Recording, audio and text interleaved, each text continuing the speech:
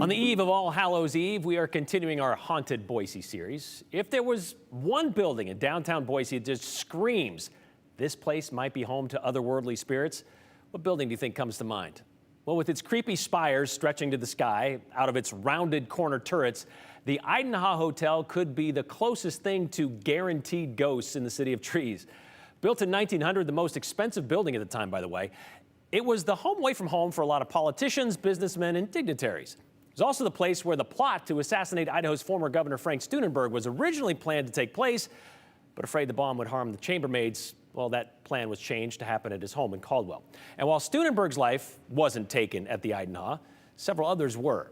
We hear about a few of them and what remains with the help of Haunted Boise co-author Mark Iverson.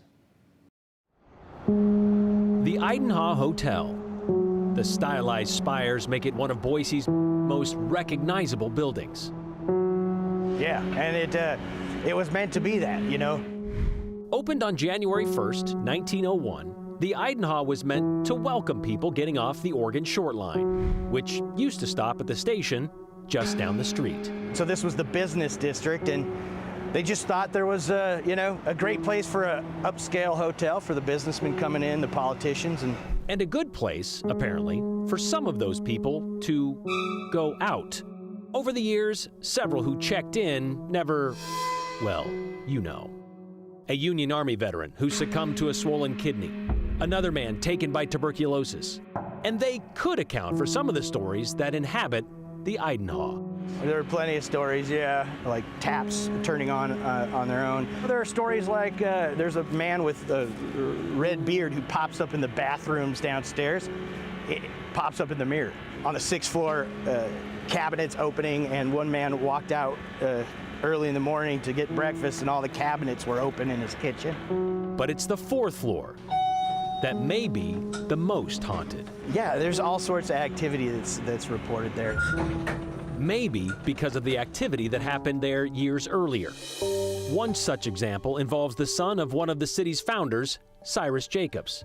Alexander Jacobs was known for something else. He had, as the doctors would say, fits of despondency and lunacy. Alexander lived in Kuna, but he began seeing a Dr. Tallman in Boise for treatment. Then on May 17, 1921, Alexander told his family he was heading to the capital city to see the doctor. He was coming down as a ruse to trick his family, and he got a room on the 4th floor of the Idanha. Early the next morning, around 5:30, as two waitresses were walking to work, they see a man step out on sort of just this little adornment on the edge of the balcony, essentially one of the spired rooms, and he leaps to his death, lands on his head. The Statesman reported Dr. Tallman's business card was found in Alexander's room, a checkbook and $10 under his pillow. This is the root of a spirit that's said to haunt the 4th floor, a sad, morose, kind of grayish apparition, if you will. But there's another, more sinister spirit linked to the 4th floor. On the night of April 29th, 1975, John Nelson was drinking at the Idanha basement bar. After apparently talking to himself and threatening others, the bartender asked Nelson to leave around 8:30. At some point between then and the 4th floor, Nelson got his hands on a 12-gauge shotgun.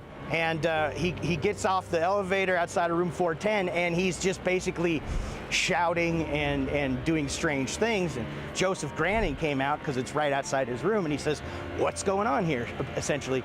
And he is shot in the chest by Nelson. Nelson then walked to the end of the hall and turned the gun on himself. Ever since then, there's these stories, and it's of a dark, shadowy apparition, terrifying stories of people seeing something standing in their room, one woman partially yanked off the bed. Women have been reportedly scratched and bruised. Terrifying tales of what is seen on the inside, seemingly foretold by what is seen on the outside. It just looks haunted. It does. It does look haunted, and it's creepy looking. It really is, you know, and people usually have a story about something that happened at the Idanha Hotel. Yeah.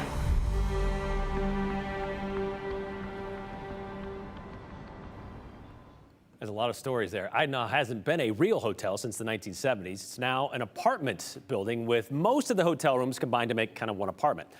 Mark gives tours around Boise in an old RV, a GMC Kingsley motorhome with shag carpeting. It's pretty cool. He calls it the macabre history of Boise. And the Idanha is one of his stops. Well, Mark is going to be making another stop with us tomorrow, the last part of our 4-part series. And this time we're crawling to the Boise bench for a bar that is supposedly, well, has connection to its morbid history.